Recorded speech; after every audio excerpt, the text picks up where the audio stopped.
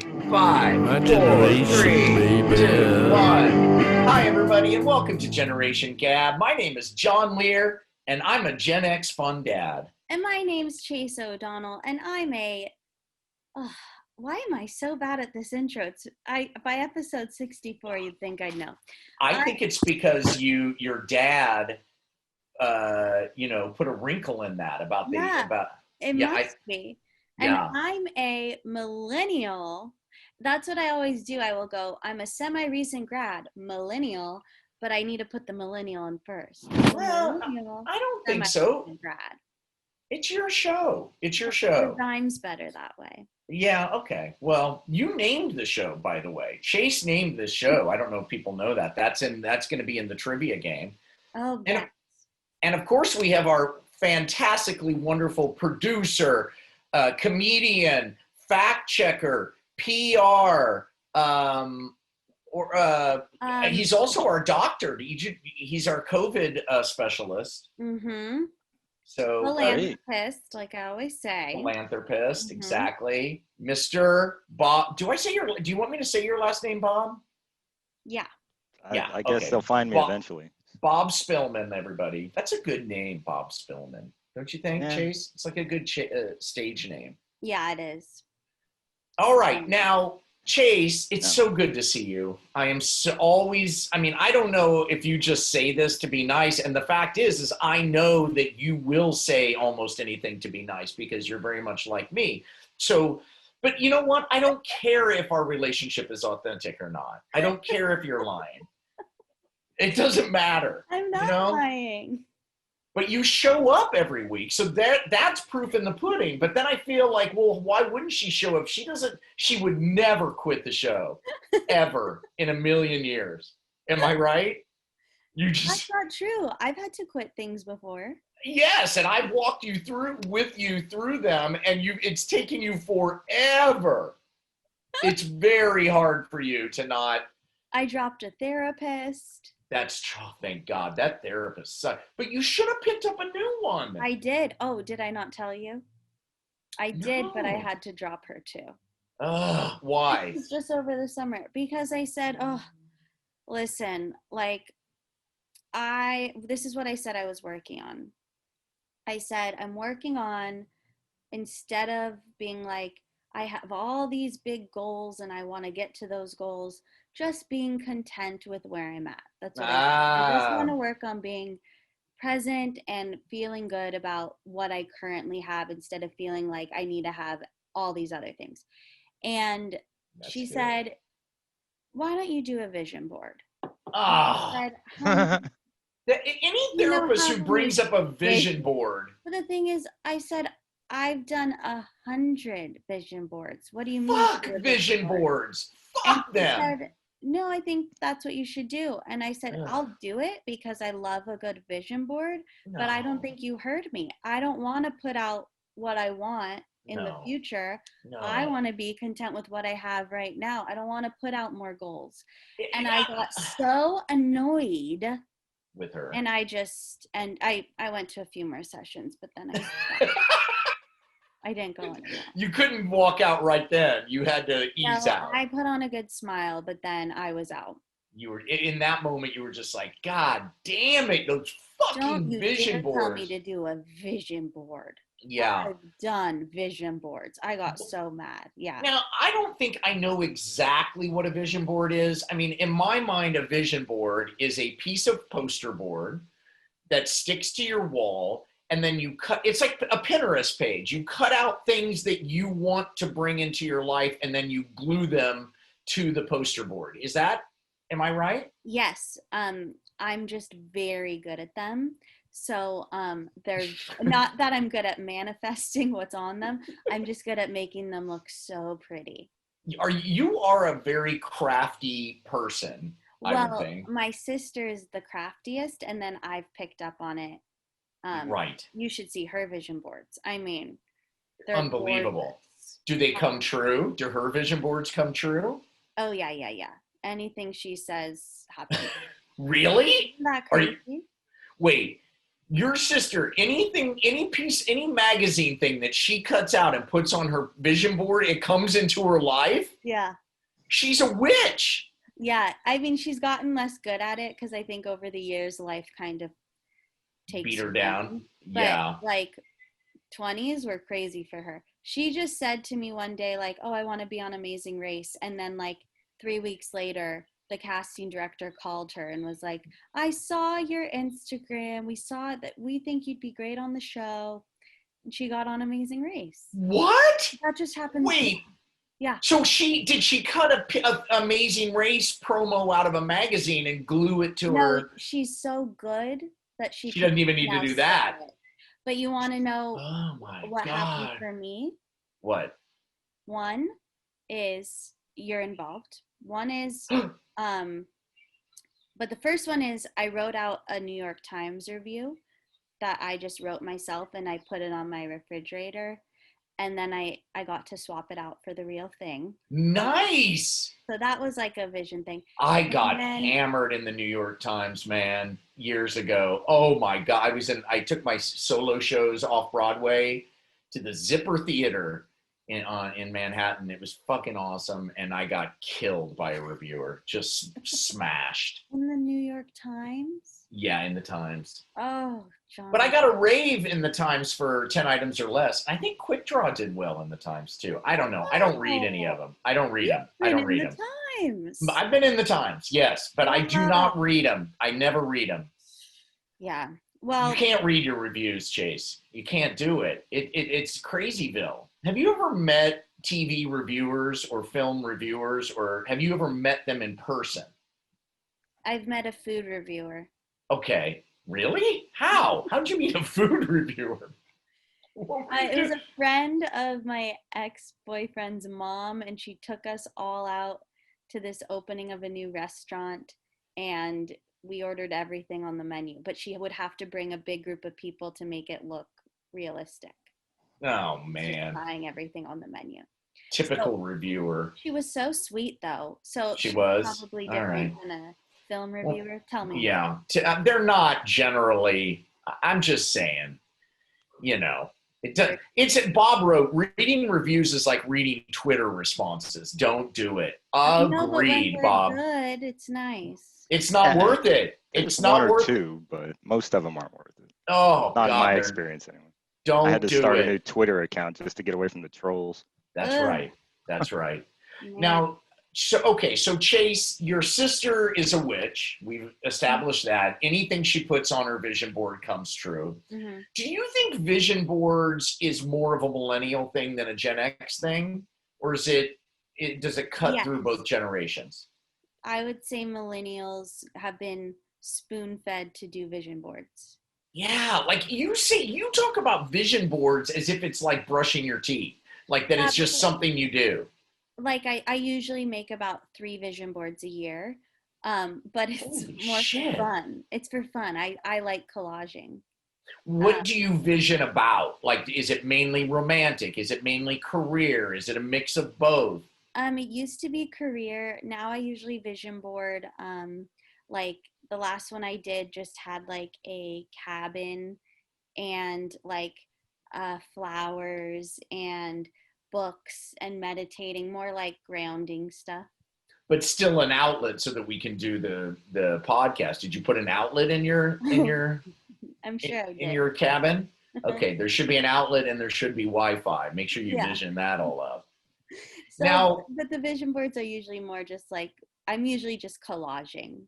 You just like to play with photos and move. That's so nice. I don't have anything like that in my life. Not one thing. I'm trying to think. I liked video games. Yeah, but that's not anything. That's escapism. I just need to get out of this horrible reality that I've made for myself. It's an unvision board. It's a blinding board.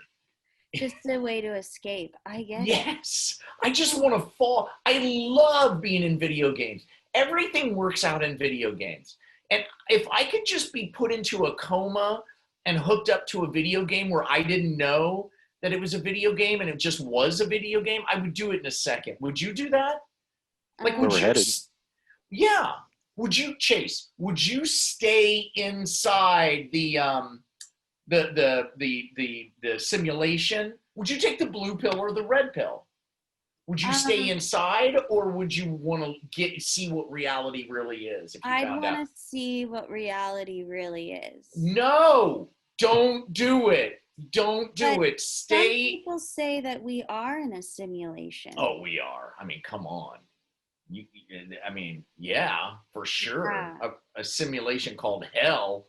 Yeah. I don't know what we all did wrong to get into this simulation, but it sucks. Yeah. Ugh. Nothing's good in this. Who programmed this simulation? Well, whoever did is really good. Really we good. all added social media to our cell phones. Now we can check it Oh. everywhere. That's the problem. That's it. I finally did it. I got it all off of my cell phone, and I do it only on a computer now. Is that true? You're off the phone. Right. I mean, I have my phone, but not for social media. Well, And goddamn, my life is freeing up so much. It's amazing. Well, we need you to promote the podcast on the phone. Without the phone, I have a computer. I'm good. Okay. It's always on. We're cool, John. All right. Thank God. Chase, I have, as always, an article that I bring in, from time to time that's about the topic of our show, which is generations. And I'd like to, if I may, if you're up for it, Chase, I'd like to raise this to you. It's from The Atlantic. The Atlantic, Great magazine. Very good magazine. Is it a magazine or newspaper? The Atlantic is the type of magazine, when it came out, it's a magazine. When it came out, people would make sure you saw that they read The Atlantic. It's like the New Yorker. People with the New Yorker, they really want you to know they read the New Yorker. I get Atlantic, they just pop up on my phone every day. This article from The Atlantic. Right. No, but I'm saying back in the day when we actually mailed magazines out. But that means it's a daily magazine? No, it was I think it was monthly. Okay. Bob It's might be able to figure that. Okay. Yeah. And it's just very, look, I like The Atlantic. I like The Atlantic more than the New Yorker. The New Yorker I find so precious that Honestly, I can't take it. I mean, all the humor columns and stuff, it's just tough. One of my friends writes for the New Yorker, and his stuff I support and I like it. But it's just, I don't know. It's just the magazine as a whole is a little too hoity-toity, for me. Agreed. Okay, but The Atlantic has this article and this is from September, so not too long ago, September 20th. It's written by Joe Pinsker, Pinsker, Pinsker, and it's entitled, it's in the family section, and it's entitled, How Boomer Parenting Fueled Millennial Burnout. Okay. The author of a new book, he's talking about this author of a new book called Can't Even, traces some of the generation's malaise back to its upbringing. So it's blaming the parents. And first of all, I didn't realize that that millennial burnout was a thing. Is that a thing? Well, I feel very burnt out. Yeah, well, but okay. But do you think burnout is a thing that, I just never associated burnout with millennials as a stereotypical, headline thing. Did we associate it with more like midlife crisis? Yeah, burnout, midlife crisis. I don't know. I just thought I would associate, when I think of millennials, I guess and I'm thinking just of the stereotypes, I think of them as, needing a lot of attention, a lot of feedback. Superficial.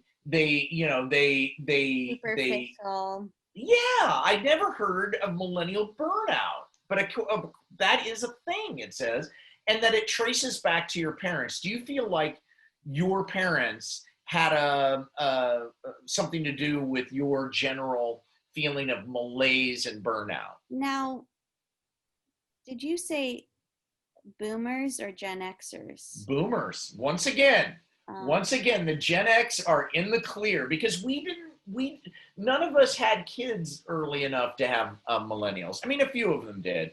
Definitely a lot of my relatives in Kansas. Bob did. Bob did. I did. Yeah, he did. I lived a completely different life than you two lived. So. Yeah, that's true. Yeah. But her book titled "Can't Even: How Millennials Became the Burnout Generation." I got to read this book. Is also about parenting. It is about how many baby boomers,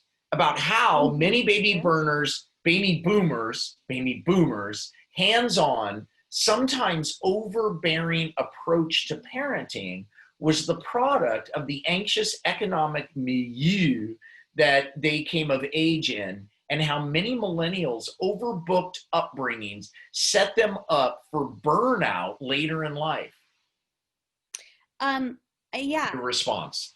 I think that boomers have taught their kids to be overachievers, because aren't they the ones that said to us, you can do anything you want, you can be anything, you are great, you are perfect, go achieve that dream you want. So then I think I know that at least in my case, I've become an overachiever, which I think in reality, I could just go to Thailand for 2 years and do nothing, and life would be just fine. But I, for some reason, do like 10 jobs and like 3 vision boards a year. 3 vision boards. What are my goals? Oh my God, I have to get there. Mm-hmm. And I mean, I don't know, but I assume I was raised to believe that I should do all that stuff. Mm-hmm. Is that? Do you think that your parenting style, your parents' parenting style was intensive? Did they overbook you? Like, did you guys just have nonstop ballet class? No, because it wasn't like I had ballet and piano and gymnastics and soccer, and like it was just dance, but it was dance all day long. So it was. Well, that's intensive. That's kind of Tiger Momish, where they just like really work your butt off. Everyone at my dance studio, like if you didn't dance until like 3 to 10 at night, like you weren't gonna keep up with everyone else. Like you had to. That's just terrible thing to do to children, I think. Yeah, I mean 3 to 10 every single night. What? You were such like. It really, if you didn't have an after school activity, those kids usually like were the ones getting into drugs and partying and up to no good. Like, let me tell you, I didn't have time for that. What's wrong with a little partying and a little drugging and a little making out and stuff when you're a teenager? I mean, seriously. Yeah, I mean, I know that it's a problem. Look, I'm an addict, and I'm saying that. And I'm not saying to do drugs. I'm just saying, isn't that part of coming of age? Not doing drugs, but getting into trouble or whatever that means, yes. Maybe drinking a little or going out and having sex, and I don't know. I mean, life is short. Yeah. And your teen years are so important. And I mean, no kid should be having sex but boy, I did. Man, I was out of control during that time. I know. Over the course of Over the course of Can't Even, Peterson convincingly draws a line from society-level economic shifts that took place decades ago to how overwhelmed by work, by debt, by everyday life, many 20 and 30-somethings feel today. Those shifts, she argues, have also contributed to enduring changes in American parenting. Okay, so parenting is shifting. Yeah, and it's because of the boomers, once again, that during those times, you guys felt so overwhelmed with everything, so much pressure put on you by your boomer parents that now, God, you just got so much, you've got all the debt from colleges. Like, let's just take colleges for a second. When did you start having to think about, how old were you? Think back. when you had to start thinking about what college to go to or this or that? Like when did college prep start? College prep junior year, but I used to love researching colleges. I enjoyed that, but I only got into college because of dance. So I auditioned for every college, and I didn't have to really rely on my grades. There just seems to be, with the millennial generation, and the Zers, so much pressure on getting into the right college. Because I know my parents, college didn't cost anything. It was so cheap, and it was so much easier to get into college. Yeah, college used to, I went to a super expensive college. I went to Northwestern University, very expensive, but doable. I could pay it off with grants and everything else because we didn't have any money. I paid off my college. I put myself through college and I paid it off. Yeah, I have so much debt. Yeah. Because of college. Yeah. And I think I'm really glad I went to college, but it makes so much more sense to go to community college. Or not at all. I really think, you can learn it all on YouTube. What's the point anymore? Seriously. And during COVID, forget it. They should be paying you to go to their college. This is bullshit. I think college is really just a 4 years of social life. Which is important. It's important to know that, oh my God, I'm an adult and I can sort of practice being an adult in this safe environment. But beyond that, seriously, give me a fucking break. Especially for me getting a degree in theater. For $100K a year or whatever. How much was it? Well, you remember? I went to a UC, so it's cheaper when you live in California. But still, it's super expensive. I think it was like $18,000 a year. That's crazy for a state school. I know that I have I would have thought it was higher. Maybe it's like $24,000 a year. Yeah, it might have been. You don't even know. You're in so much debt, you don't even want to look at it. What's loans? Yeah, what's the point? Here's the other component that this author talks about, Anne Helen Peterson, in her book. She talks about how sorry, it's $146,000 to go to UCSB. 1 year? Oh, okay, but maybe that's out of state. Average cost after aid is $16,000. Okay, so yeah, $18,000 was about right. All right. Okay, go on. This is the other thing I want to ask about you, and this is, to me, is the big thing that has screwed up millennials. Other than the social media, you guys got hit by so many things, I think. We really did, John. Yeah, you guys are like you guys are the unlucky generation. Maybe we should turn it to that. You guys just, and no wonder you're making vision boards all over the place. What the fuck are you supposed to do? Well, what the hell are you supposed to be doing, Chase? The Secret came out when I was 15, which is that film. It really impacted my belief system. For those who don't understand, I'm very anti that book, and that program. I think it sends the message in a wrong way, and I also think that Chicken Soup for the Soul dude is out of his gourd.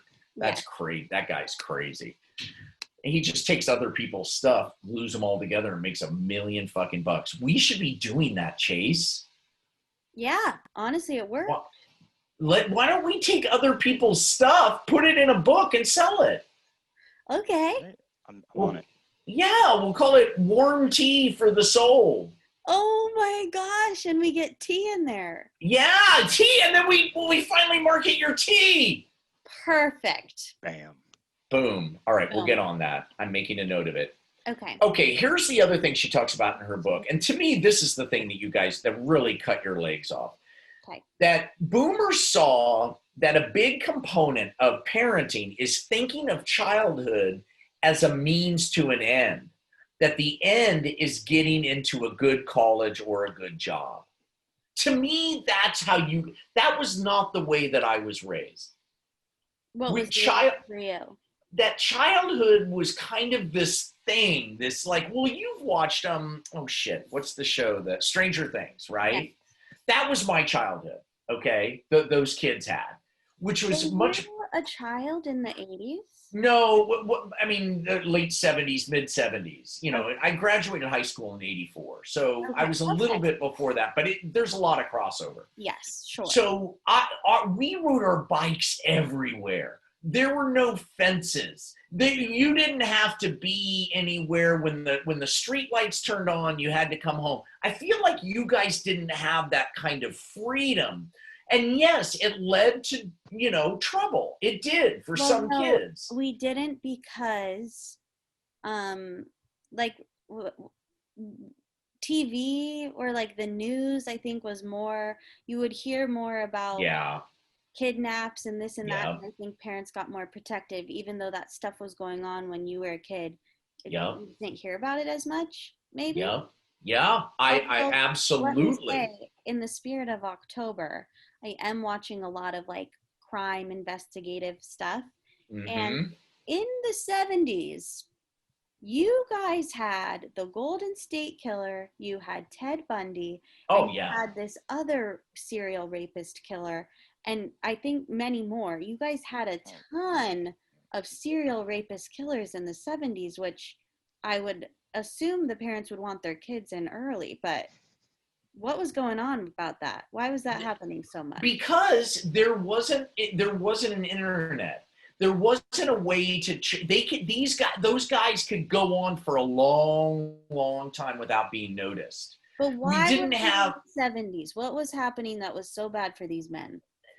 Nothing. I mean, the same thing that's happening now. It's just we catch them a lot faster now because of information flows, communication flows. Why don't I hear about these serial rapist killers in the 40s and 50s?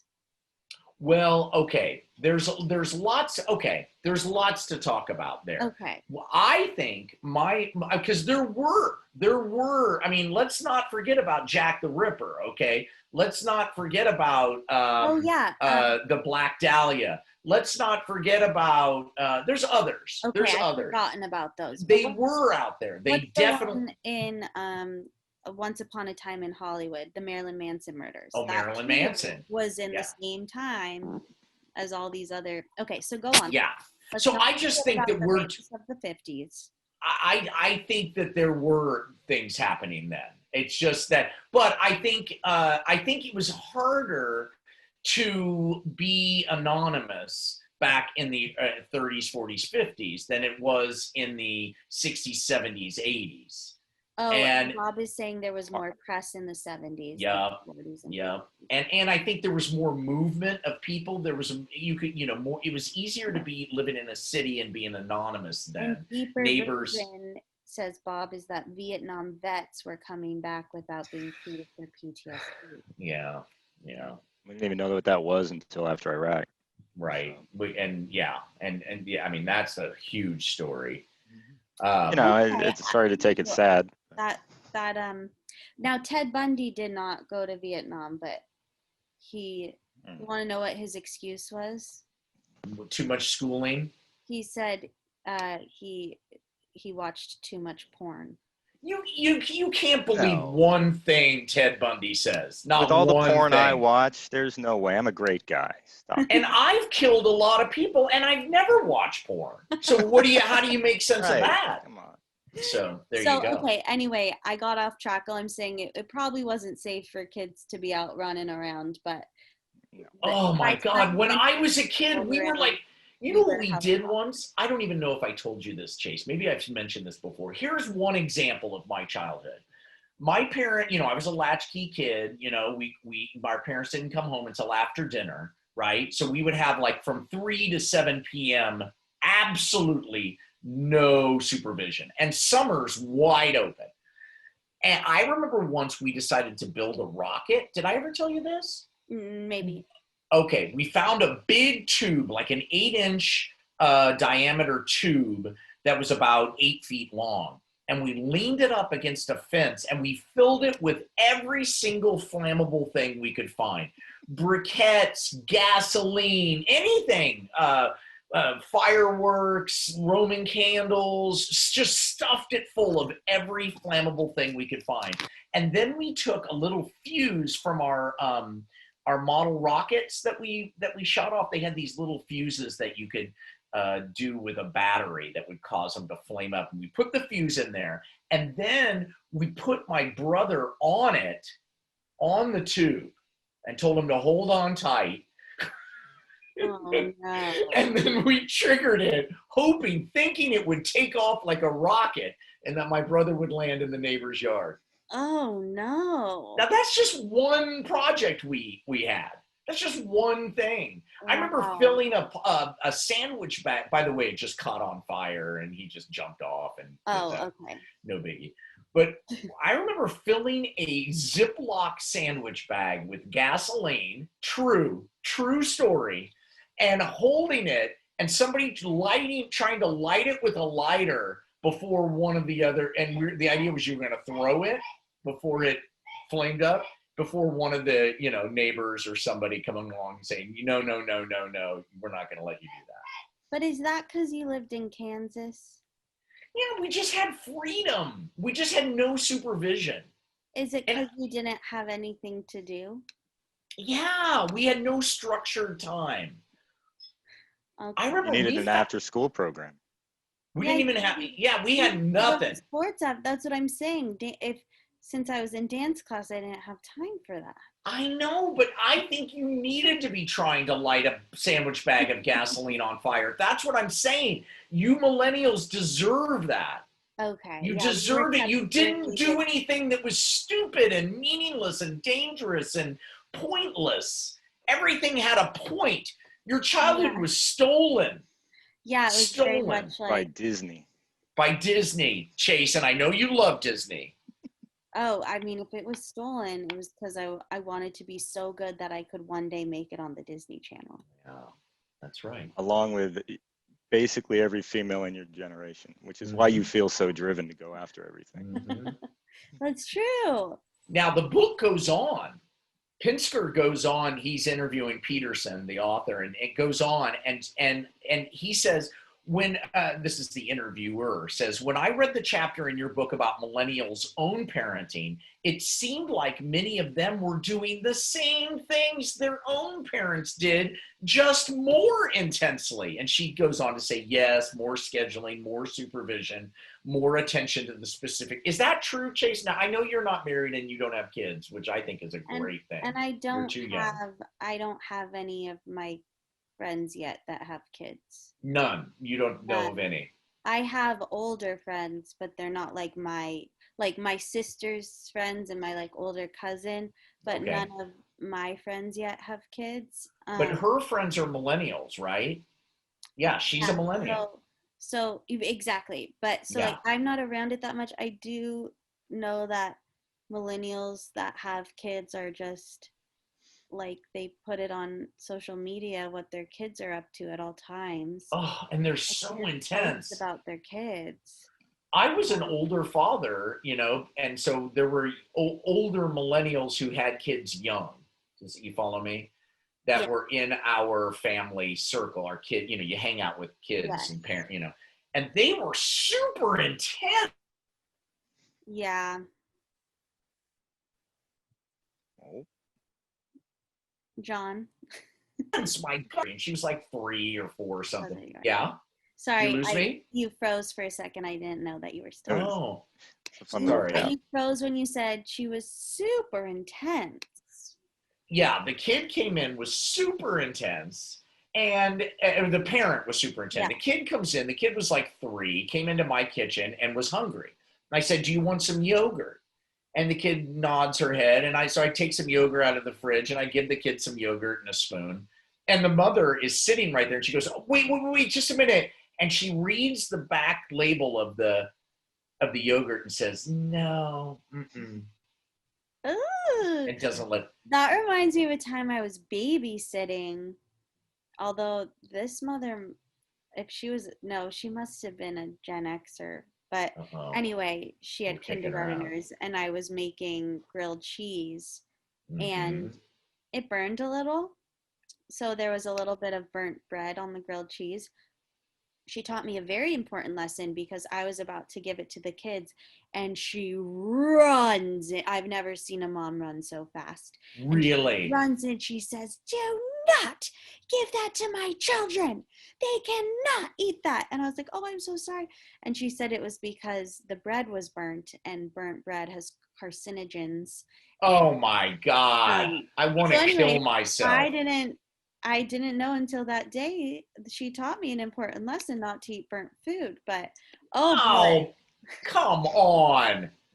With all the, and meanwhile, we're all She- inhaling like particles from auto tires that are floating around the air. Yeah, I mean, come she on. also was raising them vegan.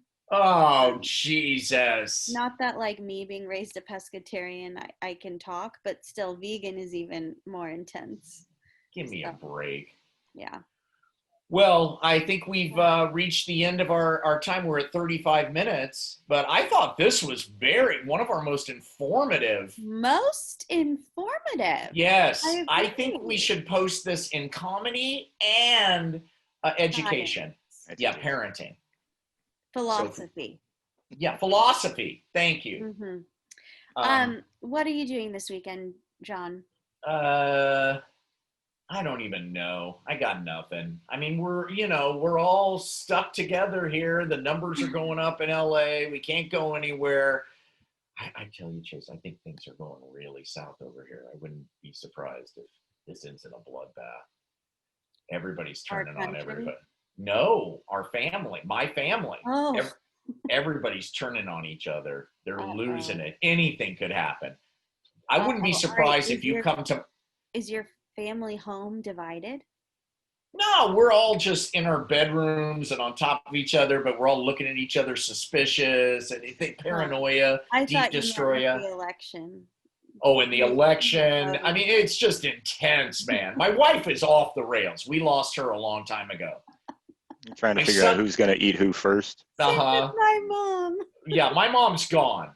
I mean, my wife is gone. Jules is like, we're like the Munsters, and Jules is the normal one. Jules, I think, will survive. Hudson and I mean, Hudson's feral. I don't know when he brushed his teeth last. God knows. Well, what about you, Chase? What do you got? No, ditto. The same. Yeah. I mean, it's very hard to make weekend plans. There are no weekends anymore. I just, yeah, I'm very concerned about what's going on with our country. And I'll just leave it at that. I'm concerned. Yeah. Well, everybody should vote. And iwillvote.org, I believe, is one. There's all kinds of voting registration sites. If you haven't done it, just do it. Let's vote. Voting is good. What's wrong with voting? Who's anti-voting? And I would encourage you not to vote for no one. Make the vote count. Like, I know some people don't want to vote for either. I'd say choose one. You see what's happening here? This is an example. For people who are watching this, my son just walked in at 3:30. This is the first time he's brushed his teeth. How many days has it been? There, you heard it from him. He heard us talking about it, so he decided to do it. God, I love him. Isn't he amazing? He's really the best. He's so amazing. Bob, what do you got this weekend? You bowling or golfing? Or both? Nothing. I did get to bowl last night. It went well. My wrist doesn't hurt anymore. So. Did you bowl a turkey? A couple of them, yes. God damn, you're a good bowler, Bob. No, but yeah, I'm basically doing what you guys are doing. I'm just going to relax all weekend.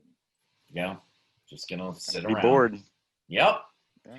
Well, stay safe, everybody. Stay safe, you guys, my friends. Stay woke. Yep, stay safe, stay woke. All right.